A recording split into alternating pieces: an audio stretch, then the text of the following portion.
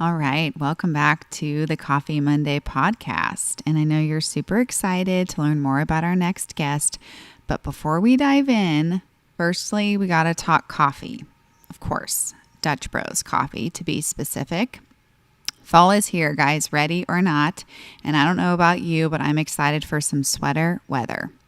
That said, you would think that when the weather cools down, I would transition to some hot coffee drinks, but that's not necessarily the case. I love a good iced coffee moment year round. And one of my favorite local coffee spots is Dutch Bros, and they've recently come out with all of their fun fall additions to their drinks. Everyone always asks me what I order at Dutch, and honestly, I switch it up. This fall, I'm loving a good iced Golden Eagle, half sweet, with oat milk, and then I treat myself to a festive soft top. They have a new pumpkin pie soft top that is truly divine. If you don't know what a soft top is, it's like a light, sweet, fluffy cream that rests on the top of your iced drink.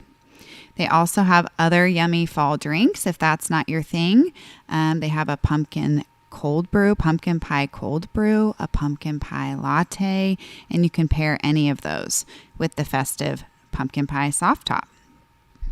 So if you're in the mood for a festive coffee craving, I highly recommend swinging into one of those Dutch Bros drive-thrus or visiting their Dutch Bros coffee truck at the Fresno Fair, available until October 15th.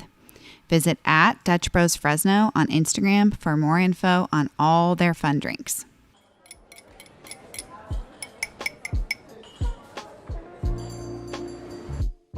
Coffee Monday is more than a podcast. It's a movement to reshape the way we approach Mondays and the week ahead. It's about embracing the reality that work doesn't have to dominate our lives. It's about finding that sweet spot where passion, purpose, and a cup of motivation connect. Filmed and recorded in California's Central Valley, join me, your host, Ray Pardini Matson, as I invite thriving professionals to share their stories of how they're crafting a life that's both vibrant and balanced. Well, I think we're just going to dive in. Jessika, I'm so excited to have you here. My personal friend, somebody I love doing the working mom life with. Very talented hairstylist and salon owner of Dama Salon. Thank you for having me. Which I'm going to toot your horn since I know you won't. Recently was voted the best hair salon in Fresno by Fresno Bee's People's Choice Awards, right? Yes. Congrats. Thank you. So cool. Thank you. And very well deserved.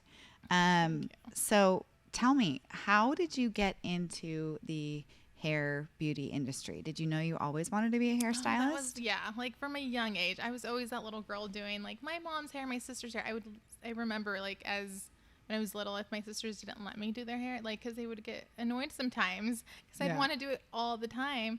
I'd get upset, you know. Yeah. So I just seriously since I could remember, like that is what I wanted to do. I love that. Yeah. And did you go to school locally? Because you're from like I'm Tulare. from Tulare. Yeah. Well, born and raised in Tulare, raised in Tipton. It's like a little town. Yeah. You know. Yeah. This farmer town. Yeah. But I actually started in Estes. It was a school in Visalia, and I just felt like, I don't know, I just felt like the inspiration was not there. Mm-hmm. So this is when I found Paul Mitchell. It was a partner school then, not the school it is now. Mm-hmm. So I was like core number 8, which was brand new. And walked in, everyone was wearing black. Everyone just like looked so cool. And I was like, I want to go to this school. So I started in Estes and then finished at Paul Mitchell and then ended up staying in Fresno. Love it. Yeah. And mom of 2 beautiful babies. Yes. Sebastian and Valentina.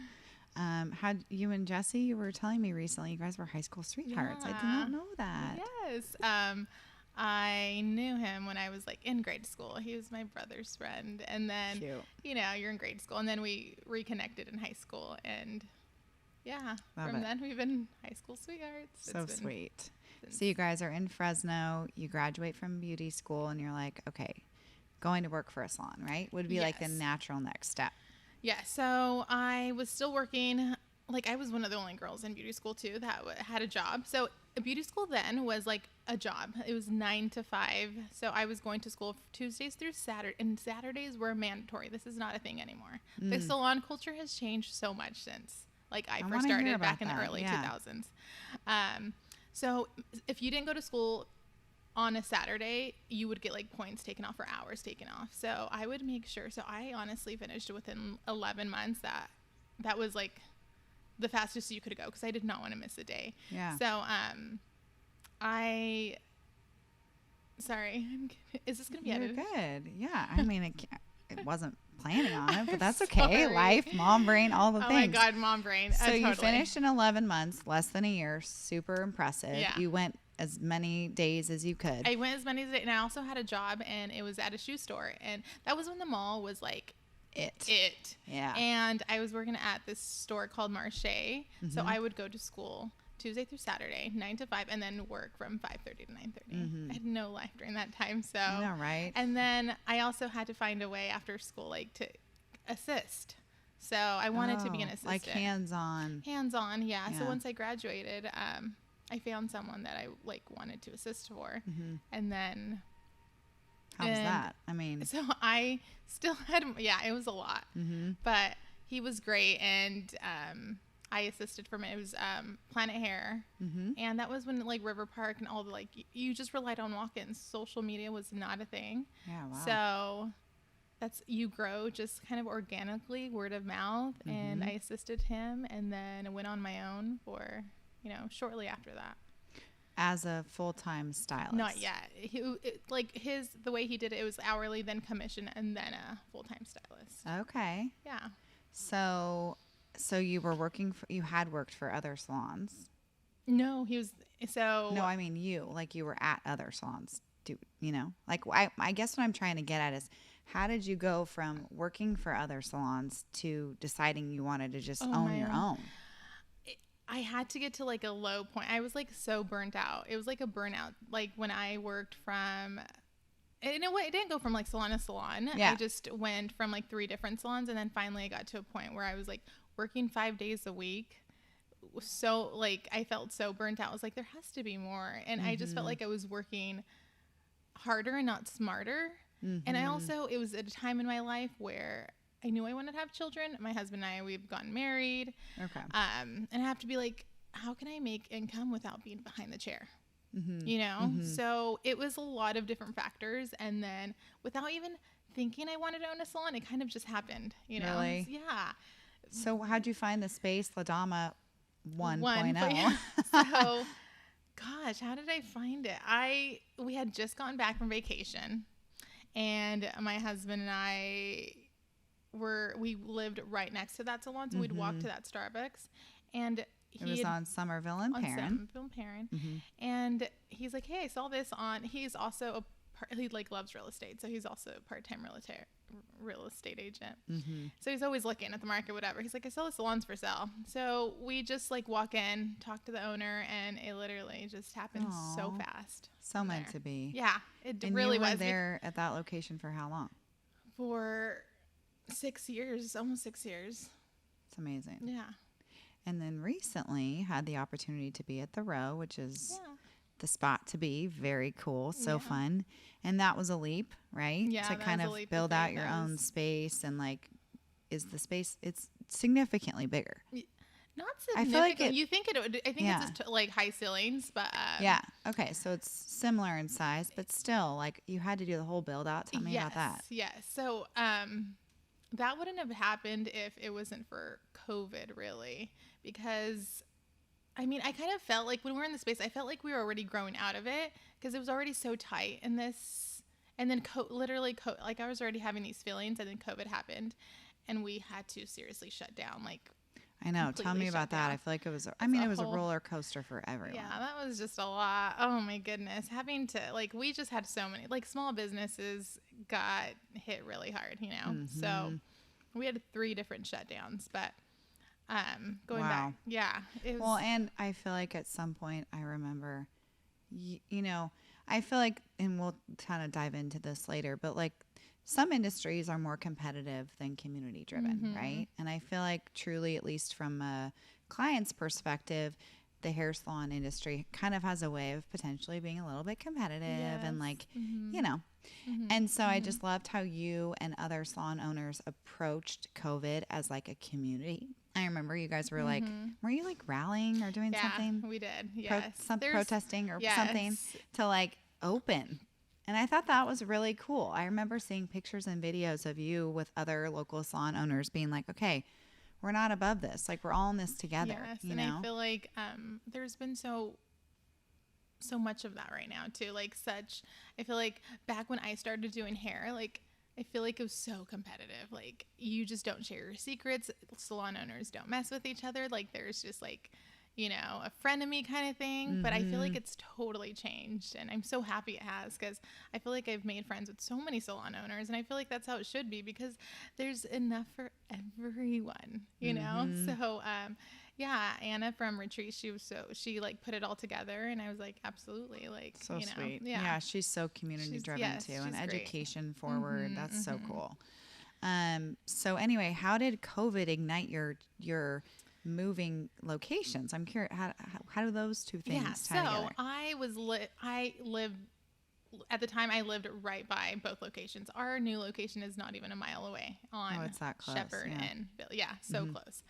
So when we'd go walks, because what do you do during COVID? We would walk, and it was like during April-ish, you know, when it, so the weather was beautiful, and my son Sebastian was a year and a half. So we would go on walks every single day, and we'd go around that building. And I remember seeing the apartments were already done, and then they brought down, like, while we would be taking walks every day, they brought down the green, like, tarp thing. And I was like, oh, it's commercial. And then I saw a number, and I was like, and then I would just like look around, and I was like, this is a great area. I was like, it's always really busy. I love our location, but I felt like it was a little hidden, you know? And I was like, I just saw the potential immediately. So I just took a photo of like the number on there, gave them a call, and that's amazing. It went from there. That's amazing. So it was because we were taking walks, and I was going to say, these walks are very productive. Yeah, they are. You're so right. I know. I spoke with Vincent Ricciuti recently, and his family is one of the developers for the area. And it's really cool how they have a very intentional way of wanting to support local. Yes. So I feel like the Dama is very much surrounded by local concepts at the row. That's super cool. I absolutely love that. How I love fun. that they're keeping it, you know, super local, and just, it's a good community. I think it's a great That's location. Awesome. But scary as a business owner. Let's be real. Right? Without even knowing that all like four corners were eventually going to get developed, like I just saw the potential of it. So it was definitely a huge. So you were essentially given a blank slate, though. How was that as somebody who, well, and you were also building your home at the same time? Oh my God, yeah. It was building your home, building your salon. Were you pregnant with Valentina, or had her? I was like in the works with the row, but like, so because of COVID, everything's delayed. Like everything was so delayed. So by the time I got to like the build out, I already had her. Okay. I see. You had maybe secured the space prior. Exactly. Prior, and then got pregnant. By the time the build out was ready, I had her. COVID happened. My dad passed away from COVID. Like it was just a lot, you know. So crazy. Having to juggle all that. I mean, I think of it now that I'm like in a better place. I'm like, you're just like in survival mode, you know? Have you ever like built a home before, or gone through like a building? I know. I feel like that is so overwhelming. I seriously went into it blind. Like I hear this all the time, but I like learned as I went. I had no idea what I was doing, like none. And I feel like I get asked this all the time, like, were you scared? I'm like, absolutely. You know. And also, like, you know, when inflation happened in 2021, so we got a quote in 2020 when I was like securing the space and leasing, and I brought a contract. I was like, I just want to see how much this is going to cost me. Like, I want to see if this is doable, affordable. And back in 2020, it was, because, you know, everyone was kind of scared, you know, you don't know. And the price from 2020 to 2021 or late 2021 or early 2022, it was 2022, completely, like hundreds of thousands. Oh, I'm sure. Our world was in a different place. Yeah, you know? It's completely. So that's hard. So then you have to honor the increases and just where our world was. And then And on top of that, you're running your current I salon. know. So that's cray cray. But you did it, and it's stunning, and it's Thank you. beautiful. Thank you. And we'll share pictures of it Yeah. because it's just amazing. So I'm trying to remember, when did you move into the new salon? And I feel like there was a little bit of overlap there, right? Like you had stylists, or no, you gave them a few days off in between. How'd you actually do the move? The transition actually was pretty good. I feel like I wanted them not to feel it at all. I Yeah. didn't want them to have like a whole week off. So I really feel like it's all kind of a blur sometimes, because I know, right? It's going to be a year on Wednesday for new location. So, Amazing. I feel like I had to be out because the new owner, like on a certain date. So I wanted that to be our last. And then I was pushing the contractors like a lot. Mm-hmm. And I was like, we have to be done by this day, or we have to have it city approved, even though it was not done. Like a lot of things when we moved in were still like, Let's go. yeah, I had no benches. I didn't have like a front desk. I didn't have a front desk. I don't know if you remember that. Yeah, I do. Yeah. Mirrors, I feel like were coming. Like things were just still coming in, but Yeah. I just needed to get it approved by the city. If we could do that, then we could still move in and work, and we could do everything. So that's how it happened. So Yeah. I pushed the contract. I was like, we just have to get city approved, and yeah, they did. They got it. So really, I think there was only like that weekend off, and then they came and I wanted to show it to them first, and it was like a Sunday, and then they Sweet. started working on Tuesday. Yeah. So the transition for them, I think, was Legit. I was trying to make it as like easy as possible. Yeah. Yeah. No, you've done such a great job. Thank you. Obviously with the physical beauty of the salon, Thank but I you. feel like the vibe is like so positive. Like there's one thing that I think all women and people can agree on, which is you don't ever miss a hair appointment. Yeah, I know. I mean, you got to move things around a Yeah. hair appointment, right? And something it's you a look true forward to. treat. Yeah, Yes. And absolutely. it's such a positive vibe, and you've done such a great job Mm-hmm. of that. How has that been for recruiting stylists that have similar outlook as you do, like a positive, community driven, thought with that? Thankfully, I've had my girls for a while. I've had some that have been with me since the beginning. That's amazing. When I first opened this, it was just me and my assistant, and I literally going in not knowing what we're doing. I know. So how did you grow? So I've been in the business already almost 20 years. So I've worked with a lot of stylists, and I think obviously I knew I had to build like a name for myself and like reputation, and I knew that was going to take time. So in the middle, like I had some girls follow me from other salons that I knew would fit the brand or like fit the culture, the salon culture that I wanted. Yeah. And Which is what? just a positive, like a non-catty, cliquey salon, and just a culture that everyone helped each other, that everyone was willing to like give for me. Like just one of my proudest moments, honestly, was going in the salon is I was working and we help each other out, like say shampoo, blow dry. If someone's double booked and I can see it in their face that they're like flustered, their client's waiting, and one of the girls, she had that, but I couldn't help her. I was doing my own client. Normally I don't care. Yeah. I will totally help. She was walking out, she was saying bye, she had her bags packed, everything, and she looks at her and she's like, do you need help? And she takes her bags off and she helps her, and I could have cried because that was like the proudest mama moment. such a proud mama moment, because Yeah. this is what I wanted, and that's like the culture I wanted to create, because she just wants to go home. No one wants it, you know what I mean? But just seeing her, and Yeah. she's like, absolutely. Just with the simple shampoo, like helps out so much. A simple like blow dry. So when I saw that, and I was like, oh my God, because I even felt flustered for her because I see the client waiting, and sometimes we just run late and it happens as much as we try to be on time, No, that's so special. So yeah. And I feel like, so how do you just have created that, I think have led by example, right? Yes, and I think that's huge. Now being a salon owner and also like being someone that's worked at a salon, like I just know it really is the salon owner. Like I have to create we all have things in life, but we have to come in and leave that at home and come in with like a positive attitude, just lead by example. Also, I am one to always help anyone. If I am not doing anything, if I see someone, I will shampoo. So I want them to see that they can do it to each other, help 100%. each other out too. And even like the new people, I had this one experience when I first worked at my first salon, and I think this is why, because I remember asking her. It was the simplest question, and it left me kind of traumatized in the beginning because I asked her and I got in trouble for it and then she was like, I'm not here to help, the new stylist. Yeah. Stop. And I was like, oh my gosh. And then the owner had to talk to me after work because he's like, you just don't ask. You have to ask me. And I'm like, I didn't think it was like such a big deal. So wow. I just don't want anyone to feel that because I know how that feels when you first start. You just question everything. You question every color. You question every placement, every foil.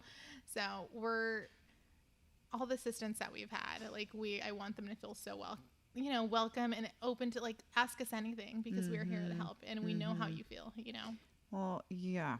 I mean, I don't feel want like them to feel how I felt like that one moment. Well, I was and like, that's like stuck with you. It stuck with me for sure. And I think I feel like too, I don't know, we've known each other for years. I don't know how long, but a long time. And we've been in business for a similar, had our own businesses for a similar amount of years. So that's fun that we can share that together. But I feel like over the years, you'll have an assistant and then like next time I see you, they'll have their own chair. And it's like so cool. That makes me so happy. That's a huge that's a huge testament to your teachings and your open, thank you. Education kind of mindset, which is sweet. It's bittersweet because they go fast, in a good way, Right? Like your latest assistant already has like a full book of business. Absolutely. And she went to school during COVID. So she had to learn. So she started school January of 2020 and then got shut down March of 2020. So went to school for and then right when she was going on the floor, it got shut down and she had to do everything virtual for a hands-on business.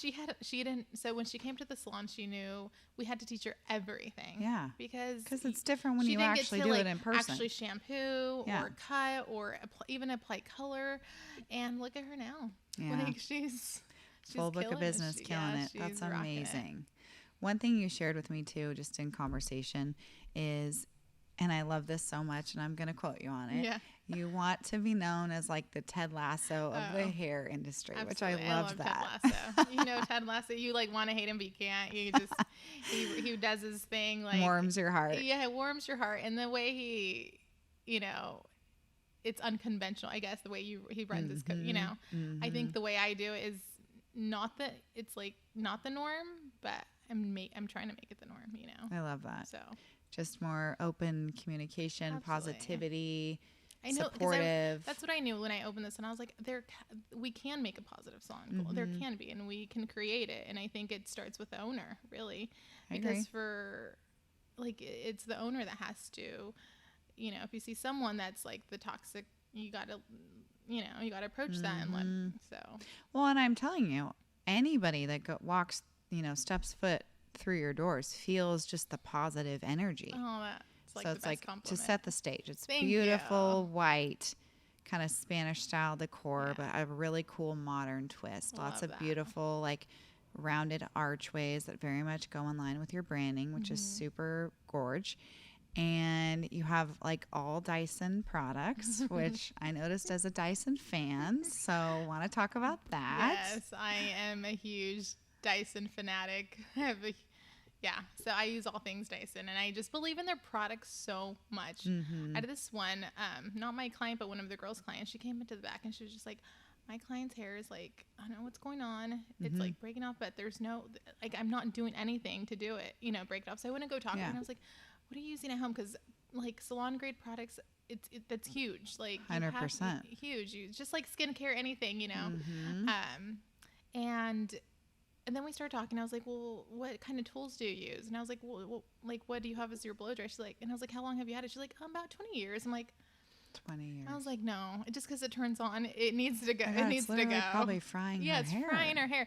That's what it was. She stopped using it. Within a few months, her hair was growing back. It was for sure the technology with like the heat. Like just because it's still hot and it turns on doesn't mean it's still good for your hair. Right. So you have the Dyson blow dryers, Dyson curling irons, right?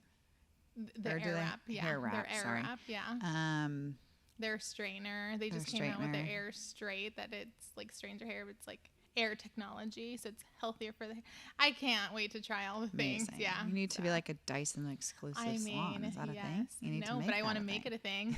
You're hearing it here first. Manifest that. Dyson Salon, exclusive Dyson Salon. I'm gonna pitch it to them. I'm That going to you manifest should. it for sure. You I'm going to definitely work with them should. somehow, you know? I love that. I give enough content. You know, I started doing all these videos for my client because I felt like I was convinced, like I was honestly convincing them to buy this air wrap, and it's like not a cheap, it's $600. So yeah, it's an investment. I felt I had to teach them how to use it. So Fair. I make these videos, you know, and this is when I was like, you know, I'm going to start making these videos for my clients because I'm convincing them to buy this product, and they're either not using it, it's just sitting there, or they feel really overwhelmed, you know, or they're not using it to the best of their to their hair type, because it's not like one type fits all. So everyone's hair type's different, so you can use different attachments. So I started to tell them to like bring it to their appointment, and we can fit more time so I can teach them how to use it. Love that. Yeah, so it really helps them. So I'm like, because if I make a video and it's for my hair, it's not going to be for your hair that's like fine or straight, you know. So I started making this content. So you're doing great on social. We need to talk about that. Like you stay so creative with your content. Are you doing it? You know. I know. Like, are you doing that all yourself? Do you have help? Is it a team effort? Yes, I do it all myself. It's amazing. I edit it all myself. You do a great job. During COVID, when Reels just started coming out, the video and TikTok and stuff, I was like, you know, I have to be like a step ahead this time. Like, I want to be I'm going to learn how to make videos on. I remember. So, and then I got this app called InShot, and I was like, I'm going to learn how to make a video. I was up till like 4 a.m, just learning how to, because I wanted to know how to do, and it was in the very beginning of COVID. Like and now I feel like I can make videos so quickly. You do such a great job. And that's just at Dama Salon on Instagram. Do you guys have a TikTok? We do. Okay. Yeah. Do you post, I dabble on TikTok, clearly. I'm a big Instagram gal. I post a lot on TikTok actually, and I find it easier to grow there faster.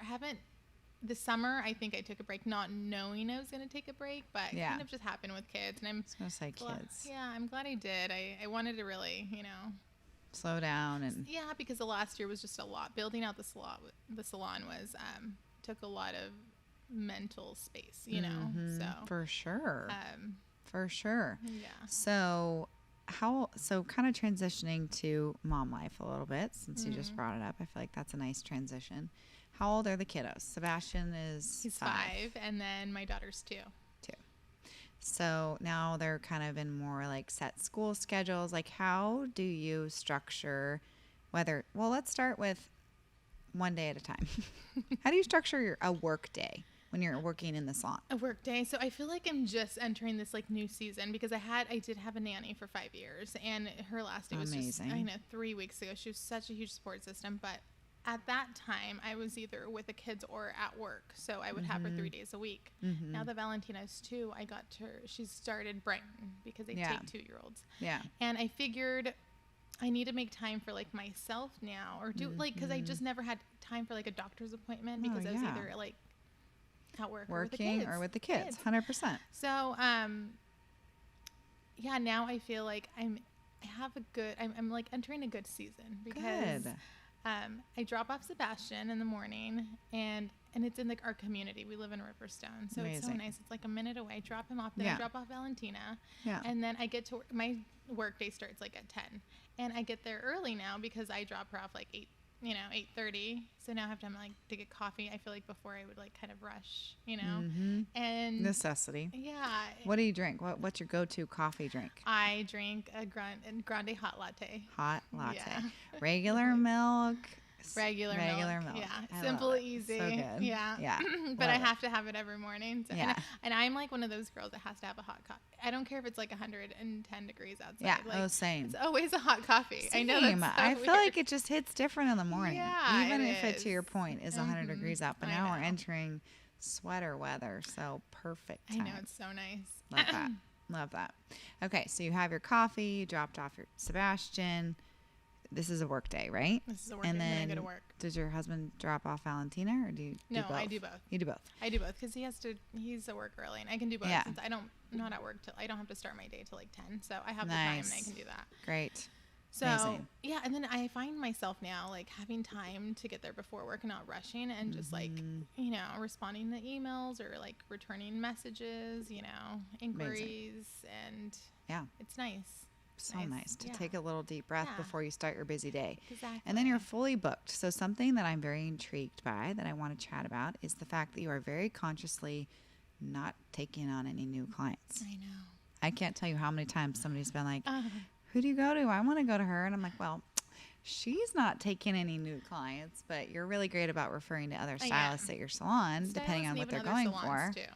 Or stylists at other salons. That's amazing. Best fit for the client. But how did you come to that point of like making that conscious decision of like, yeah, not right now? Yeah, you know what? I am totally going against the grain here too, because if I listen to a lot of podcasts and a lot of hairstylist podcasts, and they would say never stop taking new clients because that's just not what you do financially. Like you just can't, because you can charge like top dollar for new clients and this, and that's not the way I want to work. I want to build relationships with my clients, and I just feel like you can, because if you have an honest conversation, they know inflation, like, and you just like, hey, cost has gone up, this has gone, you know what I mean? These are my new set prices, like, and you have a relationship with that person. You're doing business with that person. And honestly, 98% of my clients are like, absolutely, and they're so supportive and so great about it, and I love that, and I love to know like who I'm going to walk into, and like just even knowing their family, their kids, everything, and you got to know my kids, especially Liv, when she decided to cut her own hair. That was God bless how many I get of those. It's so my God. The sweetest. Liv, 4 years old. I'm not even joking you. I was sending an email, maybe 2 minutes. Oh my God, it happens so much. Sitting in the living room, and she's in the kitchen, and I hear something, and I thought it was like her getting like a cup out of the drawer, because they have like little plastic cups. Like the sound kind of sounded like a cup for some reason. So I didn't think anything of it. But then I'm like, okay, it's quiet. And then she's walking by me, and she's going like this with her bangs. Meanwhile, at this point, she wanted to grow her hair long like Ariel, and she wanted to grow out her bangs. So we were in the awkward grow out phase, And I mean, you saw the damage that was done. You know what? I mean, so bad. Misguided, because she has such a cute haircut. So Jessika saved the day, as she always does. I was like, SOS, I know you're the busiest human alive, but this is beyond me. I cannot do this. So thank you so much for getting her in, squeezing her in, gave her the cutest bob with the cutest bangs, and she's obsessed with her hair now. And it all kind of was a weird blessing in disguise. Yeah, because they come in like traumatized, thinking you're upset, They're like, no.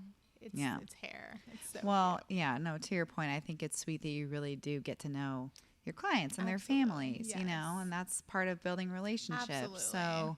So not going back to like, why I don't take new clients. That's just the way I run my business. It's like, I feel like you can be honest with your clients, and if they want to grow, then they will. And the ones that don't, then be like, okay, if it doesn't fit your budget or your lifestyle, whatever, then let me refer you to someone else. But I'm telling you, 98% of my clients are totally supportive. That's and amazing. I just love that. And I can't fit in. I work already 3 days a week, and I can't fit it really in my schedule. I mean, right there's only so many hours in the day. I want to be with my kids. They're little right now, and I know. I feel like too, something that's kind of been a recurring thought as a working parent now is like, there's different seasons of it. Like right now they are little, and we're able to like, they actually want to hang out with us and they want to be with us, and they need us. My son loves These to are see like, me. yes, very pivotal years. Yeah. But I mean, that may change as they get older or not. I mean, then come all the activities and the extracurricular things. And it's like, oh man, I'm not prepared for that. But I think that's really admirable of you to just be conscious of that and be like, okay, this is my time with my babies. This is my work schedule, setting boundaries. Yeah, and really, that's a huge part of why I wanted to have a salon too, because I wanted to, figure out how I can still have some kind of an income without like being behind the chair, or like even just having my own schedule too, being self-employed, like, so I can do things like this with my kids. No, it's so special.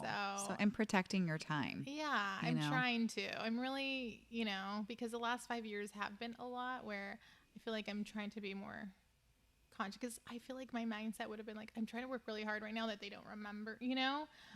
And now it's about, but He's getting to the age where he's going to start remembering. Oh, he does. Stuff, So I don't want him to just remember me as always working. Do you know? Fair. So, well, I remember at your old salon when you lived close by, they would come over on walks and stuff. It was so cute. I loved it. I know. So I miss cute. that so much. And it's sweet for them to see too. You know, this is what mommy's doing all day, you know?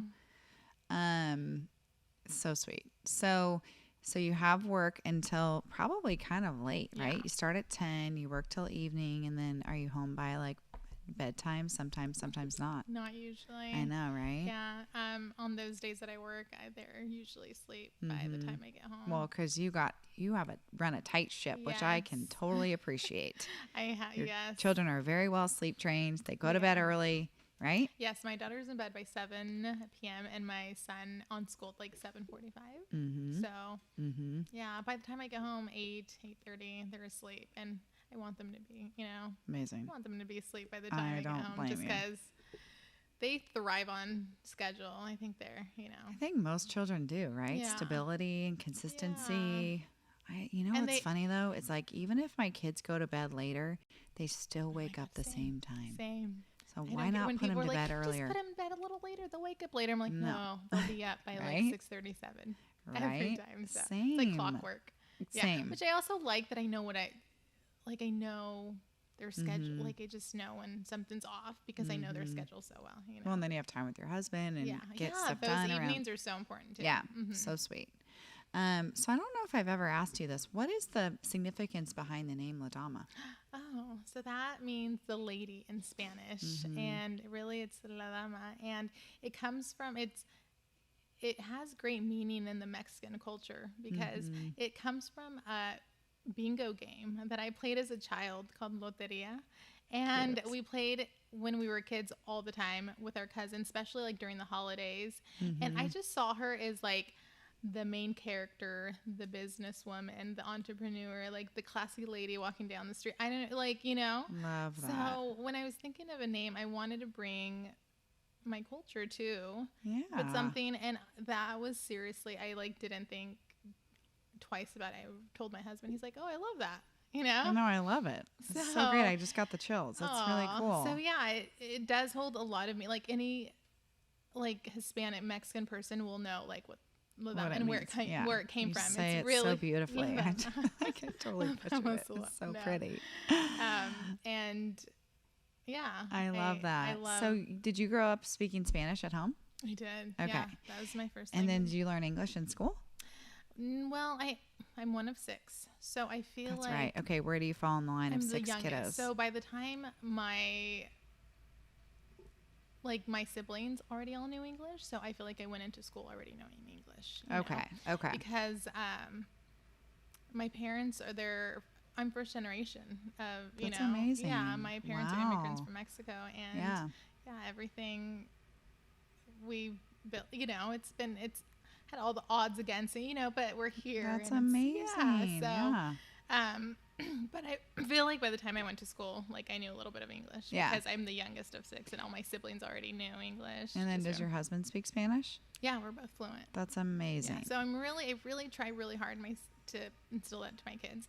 My kids like speak Spanish too. That's a gift. I mean, so cool. Now I remember you saying Sebastian did like a dual immersion at one point, right? He did. He did it last year at Wawona. Yeah. And it was a preschool. It was like 3 days a week, but it was really far from us. And I found myself like, it was like 2 hours of my day. So it'd be like 30 minutes there, 30 minutes back, only for 3 hours a day. It was honestly more of an inconvenience than like, because it was just. And he's still getting Spanish at home through his family. Yeah, we try our best. Me and my husband, we speak to each other in English, so he hears, he can. Yeah. But to him, we speak to him in Spanish, and I love that. Yeah, I really want to make him proud and not to forget, because I just find that like as generations go like they just forget the Spanish and the culture, and I don't want him to forget it. You're making a conscious decision to not, though, which is really special. I try. So, La Dama 1.0 was Somerville and Perrin. Yes. La Dama 2.0 at the Row. Very cool. What do you think is next for the brand, for you? Do you have ideas on what you want for like the next phase? I feel like I want to sit in this for a little bit. Yeah, because I'm rightfully always so. trying to do, like, when we first opened La Dama 2.0, I was like trying to get into content, like do the videos, do all this, and I just found myself so overwhelmed. So, and without knowing, like, I'm still gonna go back to that because I'm doing like product reviews and stuff and the Dyson thing. I'm gonna go back to that, but I'm just trying to take my time, like enjoy what I have done, because sometimes I feel like sit in celebrate gratitude. the wins. Yeah, I want to like sit in gratitude for a little bit and just really just take a breath. Well, I feel like naturally, like I just asked you the natural next question, right? Like, what's next? That's like when you are dating somebody seriously and they're like, oh, when are you guys getting married? And then you get married and then it's like, oh, when are you guys having kids? It's like, when you have another one. I don't know if people just find, I don't know. I mean, I clearly just asked you what's next. You know what I mean? It's like, I kind of feel like our world is trained to be like always on to something else. So I love that you're just like, no, I'm just going to sit with this, you know? So in closing, I feel like as a female business owner and presented with many challenges along the way, you've continued to prevail. And I would love for you to share any advice, big or small, for somebody who's maybe considering starting their own business or opening their own salon. Like, what advice do you have for them? I feel like you just have to do it. I know that I hear this, you just have to do it and do it scared. Because people are just like, I'm like, yeah, so you have to do it scared. Like, just, there's not ever going to be a good time, you know? If I would have waited for a good time to do any of it, like, it would have never happened, you know? So I think you have to really believe in what you're trying to build and really believe in it. Like, you know, when I say, like, the mind has everything to do with it. Like, you have to believe in what you're creating is true to yourself and true and everything, but just you have to do it. You just have to take like the little step action, because when I did it, like I wouldn't think of like the long, like what it was going to look like in the long run. I would honestly do like little like what's next, okay, and then what's next, okay, let's do this next, okay, I'm going to do my website next, okay, I'm going to do this next, you know. So well, I feel like life has a way of like giving you those opportunities. I love that. Yeah, do it and do it scared. It's okay to be scared. We don't have to know it all, and it's okay to learn as you go, you know? Yeah, I love that. Okay. Well, because I think that's a reason why a lot of people don't do it, is because they're scared. Exactly. Like doing the scary thing is not the easy thing, you know? If I would have stayed comfortable, I'd still be, you know, just working for someone at a salon or in a solo suite or something, you know? Yeah.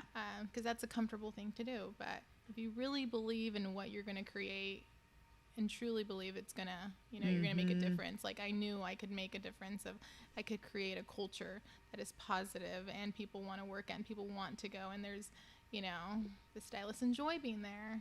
So yeah, they do. I know. And I even noticed too with the salon owner that you sold your old location to. I feel like you almost passed the baton of positivity to her. Like it seems like she's thriving too. She's great. And oh my God, I know she's going to thrive, and that's just going to it's just going to grow from there, because so sweet.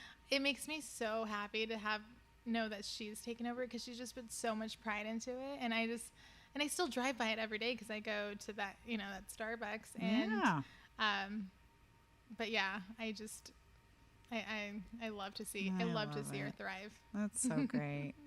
Well, thank you so much for sharing. I feel like you're such an inspiration, and I just love what you're doing. I love the positivity and the change that you're creating for not only your industry, but our community.